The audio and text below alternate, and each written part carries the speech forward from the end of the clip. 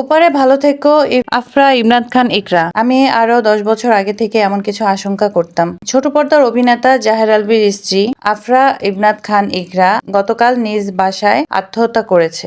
ইন্না লিল্লাহি ওয়া ইন্না ইলাইহি রাজিউন। হ্যালো ভিউয়ার্স, আসসালামু আলাইকুম।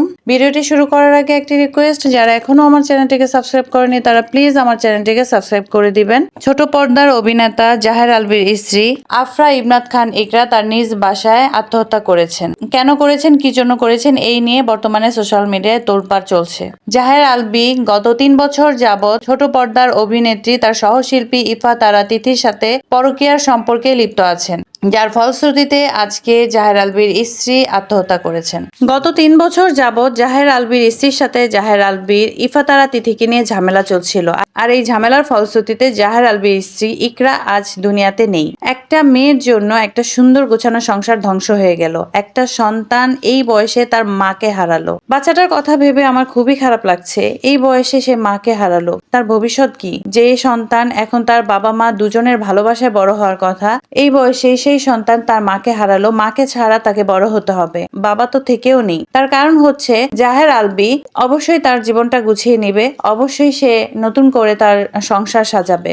এখন যতই সে বলুক ইফা তারা তিথির সাথে তার কোনো সম্পর্ক নেই, যতই অস্বীকার করুক, কদিন পরে আমরা দেখতে পাবো জাহের আলভী ঠিকই ইফা তারা তিথিকেই বিয়ে করে ঘরে আনছে। যেমনটি হয়েছে রাফসান এবং জেফারের ক্ষেত্রে। রাফসান এবং জেফারের পরকীয়ার জের ধরে যখন নাকি রাফসানের প্রথম বউয়ের সাথে ডিভোর্স হয়, তখন কিন্তু রাফসান বলেছিল জেফারের সাথে তার কোনো সম্পর্ক নেই, কিন্তু দিন শেষে দেখা গেছে জেফারের সাথেই রাফসান আবার বিবাহ বন্ধনে আবদ্ধ হয়েছে। তখন তারা কি বলবে? তখন তারা বলেছে যে এটা পরে সম্পর্ক হয়েছে। কেন ভাই, পরে কেন? তার সাথেই হতে হবে, অন্য কোনো মেয়ের সাথে কেন নয়? জেফার ছাড়া অন্য কারোর সাথে হলে বুঝতাম যে না, জেফারের সাথে তার পরকীয়া ছিল না, তার বউ তাকে মিথ্যে সন্দেহ করেছে, কিন্তু না, জেফারের সাথেই কিন্তু তার বিয়েটা হলো। ঠিক তেমনি কিছুদিন পরে আমরা দেখতে পাবো জাহের আলভীও ইফা তারা তিথিকেই ঘরে এনেছে। এখন বলবে তার ইফা তারা তিথির সাথে কোনো পরকীয়া নেই, কিন্তু দিন শেষে দেখা যাবে ইফা তারা তিথির সাথেই সে বিবাহ বন্ধনে আবদ্ধ হবে। তো যাই হোক, ইকরার মৃত্যুর পর জাহের আলভী তার পেজ থেকে দায়সারা একটা পোস্ট দিয়েছে। সেই পোস্টটা দেখে জাস্ট আমি অবাক হয়েছি, মানে কিভাবে সে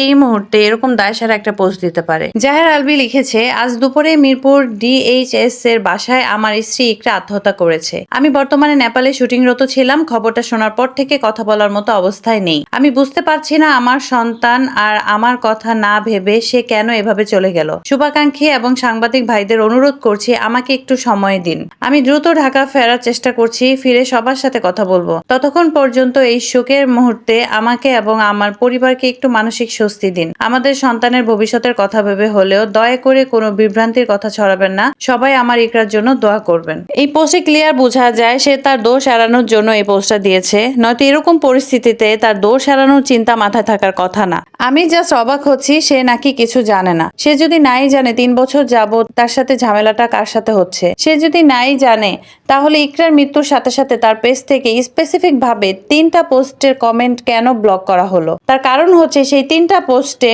ইকরা কমেন্ট করেছে এবং সেই কমেন্ট গুলো ক্লিয়ার করে দেয় তার সাথে ইকরার ঝামেলা হচ্ছে। জাহের আলভী কিছুদিন আগে একটা পোস্ট করে, সেই পোস্টে লেখা ছিল ভুল করলে মাফ মিলে কিন্তু মুক্তি মেলে না। সেই পোস্টের নিচে ইকরা কমেন্ট করে, কনগ্রাচুলেশনস, ভুল করলে মাফও মেলে না, মুক্তিও মেলে না, ভুল স্বীকার করতে পারলা, আমিন। আমার আমিকে মুক্তি করে দিলাম, আবার কষ্ট কেন? ইকরা আমার আমিকে মুক্তি করে দিয়েছে, মানে ইকরা নিজের জীবন থেকে নিজেকে মুক্তি করে দিল।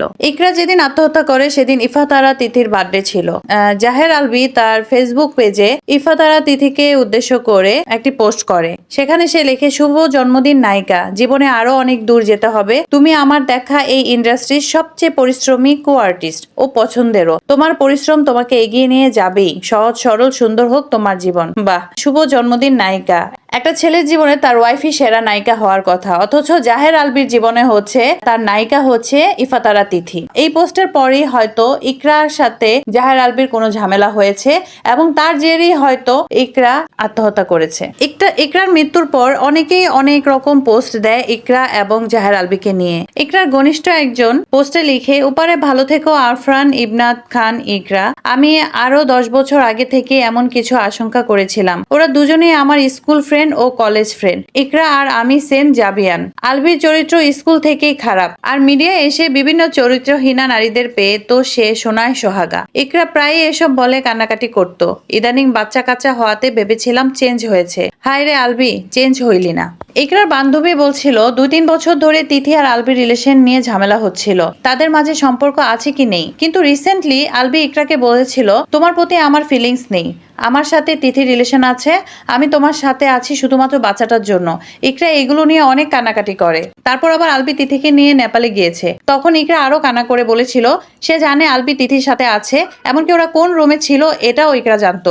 ইকরার বাচ্চা অসুস্থ হলে ইকরা আলবিকে ভিডিও কল দেয়, তখন আলবি ফোন রিসিভ করে বলে রিজিক অসুস্থ বলে তুমি আমাকে মিথ্যা বলছো, আমাকে ডিস্টার্ব করছো। তিথি তখন আবার আলবির সাথে ঝগড়া করে বলে কেন সে ইকরার সাথে আছে, ওকে কেন এখনো ছেড়ে দিচ্ছে না। কত খারাপ হলে একটা মানুষ এমন কথা বলে।